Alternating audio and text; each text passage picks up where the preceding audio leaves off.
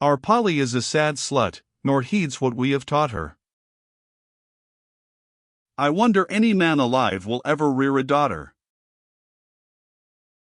For when she's dressed with care and cost, all tempting, fine and gay, as men should serve a cucumber, she flings herself away. Beggar's Opera.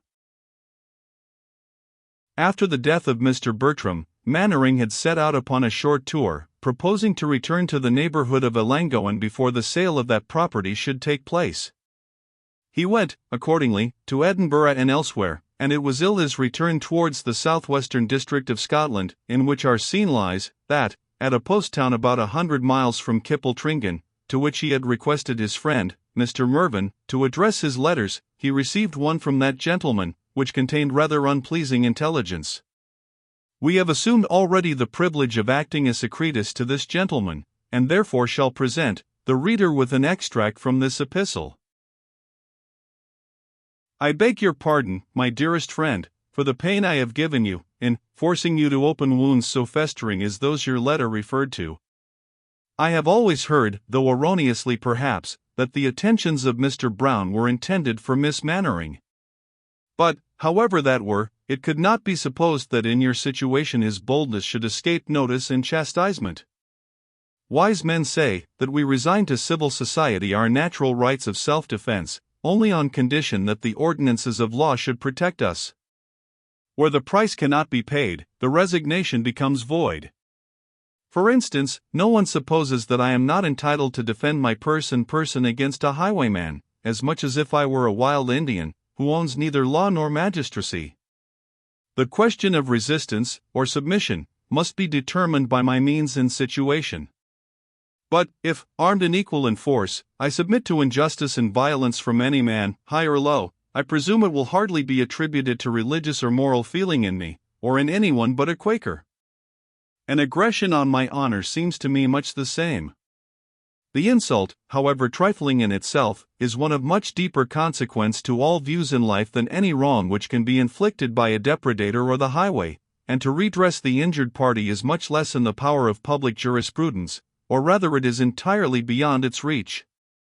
If any man chooses to rob Arthur Mervyn of the contents of his purse, supposing the said Arthur has not means of defense, or the skill and courage to use them, the assizes at Lancaster or Carlisle will do him justice by tucking up the robber. Yet who will say I am bound to wait for this justice, and submit to being plundered in the first instance, if I have myself the means and spirit to protect my own property?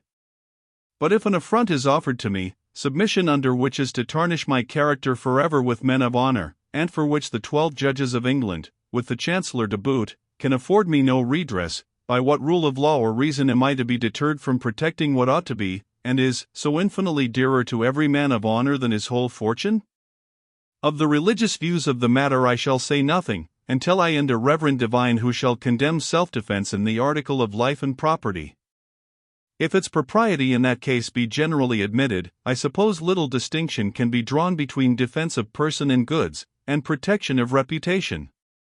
That the latter is liable to be assailed by persons of a different rank in life, untainted perhaps in morals, and fair in character, cannot affect my legal right of self-defense.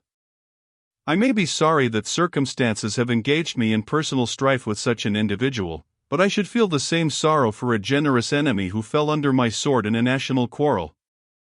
I shall leave the question with the casuists, however, only observing that what I have written will not avail either the professed duellist, or him who is the aggressor in a dispute of honor. I only presume to exculpate him who is dragged into the field by such an offense, as, submitted to impatience, would forfeit forever his rank and estimation in society. I am sorry you have thoughts of settling in Scotland, and yet glad that you will still be at no immeasurable distance, and that the latitude is all in our favor. To move to Westmoreland from Devonshire might make an East Indian shudder, but to come to us from Galloway or Dumfriesshire is a step, though a short one, nearer the sun. Besides, if, as I suspect, the estate in view be connected with the old haunted castle in which you played the astrologer in your northern tour some 20 years since, I have heard you too often describe the scene with comic unction, to hope you will be deterred from making the purchase. I trust, however, the hospitable gossiping laird has not run himself upon the shallows, and that his chaplain, whom you so often made us laugh at, is still in rerum natura. And here, dear Mannering, I wish I could stop, for I have incredible pain in felling the rest of my story, although I am sure I can warn you against any intentional impropriety on the part of my temporary ward, Julia Mannering.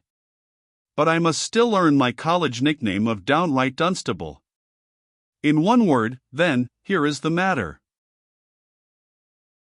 Your daughter has much of the romantic turn of your disposition, with a little of that love of admiration which all pretty women share less or more. She will besides, apparently, be your heiress, a trifling circumstance to those who view Julia with my eyes, but a prevailing bait to the specious, artful, and worthless. You know how I have jested with her about her soft melancholy, and lonely walks at morning before anyone is up, and in the moonlight when all should be gone to bed, or set down to cards, which is the same thing. The incident which follows may not be beyond the bounds of a joke, but I had rather the jest upon it came from you than me. 2 or 3 times during the last fortnight, I heard, at a late hour in the night, or very early in the morning, a flageolet play the little Hindu tune to which your daughter is so partial. I thought for some time that some tuneful domestic, whose taste for music was laid under constraint during the day, chose that silent hour to imitate the strains which he had caught up by the ear during his attendance in the drawing-room. But last night I sat late in my study, which is immediately under Miss Mannering's apartment, and to my surprise, I not only heard the flageolet distinctly, but satisfied myself that it came from the lake under the window. Curious to know who serenaded us at that unusual hour, I stole softly to the window of my apartment. But there were other watchers than me. You may remember, Miss Mannering preferred that apartment on account of a balcony which opened from her window upon the lake. Well, sir, I heard the sash of her window thrown up, the shutters opened, and her own voice in conversation with some person who answered from below. This is not much ado about nothing. I could not be mistaken in her voice, and such tones, so soft, so insinuating, and, to say the truth, the accents from below were in passion's tenderized cadence too, but of the sense I can say nothing.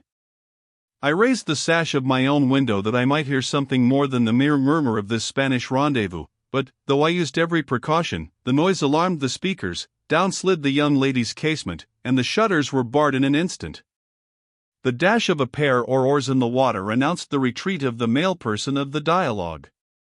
Indeed, I saw his boat, which he rowed with great swiftness and dexterity, fly across the lake like a 12-oared barge. Next morning I examined some of my domestics, as if by accident. And I found the gamekeeper, when making his rounds, had twice seen that boat beneath the house, with a single person, and had heard the flageolet. I did not care to press any further questions, for fear of implicating Julia in the opinions of those of whom they might be asked. Next morning, at breakfast, I dropped a casual hint about the serenade of the evening before, and I promise you Miss Mannering looked red and pale alternately. I immediately gave the circumstance such a turn as might lead her to suppose that my observation was merely casual.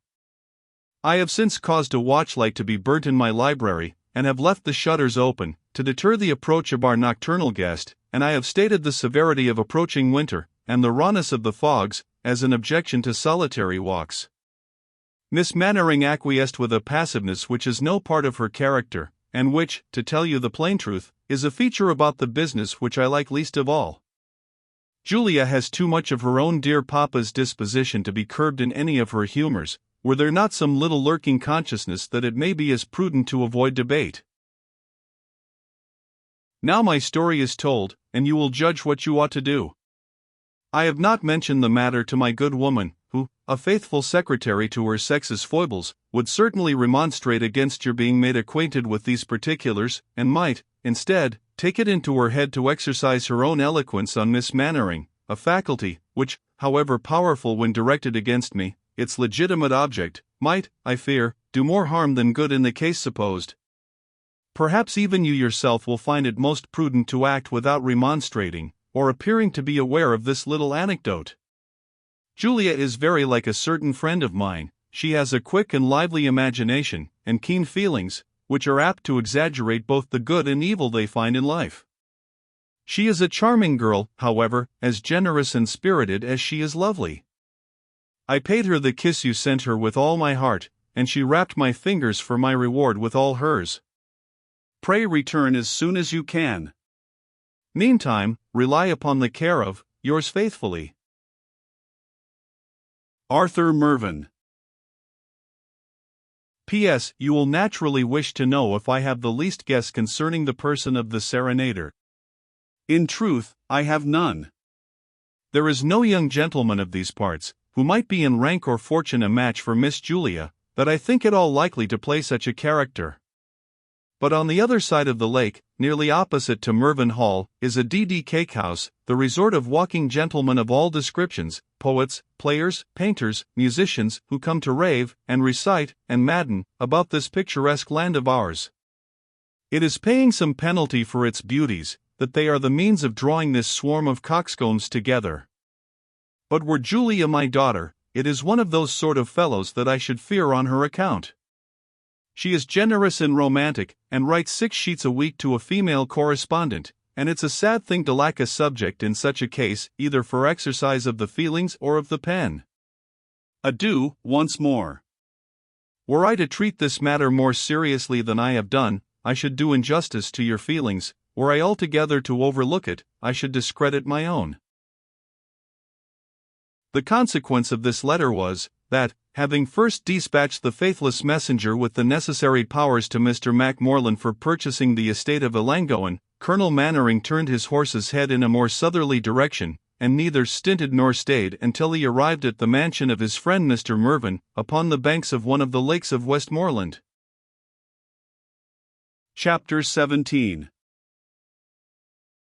Heaven first, in its mercy, taught mortals their letters. For ladies in limbo, and lovers in fetters. Or some author, who, placing his persons before ye, ungallantly leaves them to write their own story. Pope, imitated. When Mannering returned to England, his first object had been to place his daughter in a seminary for female education, of established character. Not, however, finding her progress in the accomplishments which he wished her to acquire so rapid as his impatience expected, he had withdrawn Miss Mannering from the school at the end of the first quarter. So she had only time to form an eternal friendship with Miss Matilda Marchmont, a young lady about her own age, which was nearly 18. To her faithful eye were addressed those formidable choirs which issued forth from Mervyn Hall, on the wings of the post, while Miss Mannering was a guest there. The perusal of a few short extracts from these may be necessary to render our story intelligible. First extract. Alas! My dearest Matilda, what a tale is mine to tell! Misfortune from the cradle has set her seal upon your unhappy friend. That we should be severed for so slight a cause, an ungrammatical phrase in my Italian exercise, and 3 false notes in one of Paisiello's sonatas. But it is a part of my father's character, of whom it is impossible to say whether I love, admire, or fear him the most. His success in life and in war, his habit of making every obstacle yield before the energy of his exertions, even where they seemed insurmountable, all these have given a hasty and peremptory cast to his character, which can neither endure contradiction, nor make allowance for deficiencies. Then he is himself so very accomplished. Do you know there was a murmur half confirmed too by some mysterious words which dropped from my poor mother, that he possesses other sciences, now lost to the world, which enable the possessor to summon up before him the dark and shadowy forms of future events. Does not the very idea of such a power, or even of the high talent and commanding intellect which the world may mistake for it, does it not, dear Matilda, throw a mysterious grandeur about its possessor? You will call this romantic, but consider I was born in the land of talisman and spell, and my childhood lulled by tales which you can only enjoy through the gauzy frippery of a French translation. Oh Matilda, I wish you could have seen the dusky visages of my Indian attendants, bending in earnest devotion round the magic narrative, that flowed, half poetry, half prose, from the lips of the tale-teller. No wonder that European fiction sounds cold and meagre, after the wonderful effects which I have seen the romances of the East produce upon their hearers. Second extract. You are possessed, my dear Matilda, of my bosom secret, in those sentiments with which I regard Brown. I will not say his memory. I am convinced he lives, and is faithful. His addresses to me were countenanced by my deceased parent, imprudently countenanced perhaps, considering the prejudices of my father, in favor of birth and rank. But I, then almost a girl, could not be expected surely to be wiser than her, under whose charge nature had placed me. My father, constantly engaged in military duty, I saw but at rare intervals, and was taught to look up to him with more awe than confidence. Would to heaven it had been otherwise! It might have been better for us all at this day. Third extract. You ask me why I do not make known to my father that Brown yet lives, at least that he survived the wound he received in that unhappy duel, and had written to my mother, expressing his entire convalescence, and his hope of speedily escaping from captivity. A soldier, that in the trade of war has oft slain men, feels probably no uneasiness at reflecting upon the supposed catastrophe, which almost turned me into stone. And should I show him that letter, does it not follow that Brown, alive and maintaining with pertinacity the pretensions to the affections of your poor friend, for which my father formerly sought his life, would be a more formidable disturber of Colonel Mannering's peace of mind than in his supposed grave? If he escapes from the hands of these marauders, I am convinced he will soon be in England, and it will be then time to consider how his existence is to be disclosed to my father. But if, alas, my earnest and confident hope should betray me, what would it avail to tear open a mystery fraught with so many painful recollections? My dear mother had such dread of its being known, that I think she even suffered my father to suspect that Brown's attentions were directed towards herself, rather than permit him to discover their real object. And, oh, Matilda, whatever respect I owe to the memory of a deceased parent, let me do justice to a living one. I cannot but condemn the dubious policy which she adopted, as unjust to my father, and highly perilous to herself and me. But peace be with her ashes. Her actions were guided by the heart rather than the head, and shall her daughter, who inherits all her weakness, be the first to withdraw the veil from her defects? Fourth extract. Mervyn Hall. If India be the land of magic, this, my dearest Matilda, is the country of romance. The scenery is such as nature brings together in her sublimest moods, sounding cataracts hills which rear their scathed heads to the skylakes, that, winding up the shadowy valleys, lead at every turn to yet more romantic recesses, rocks which catch the clouds of heaven.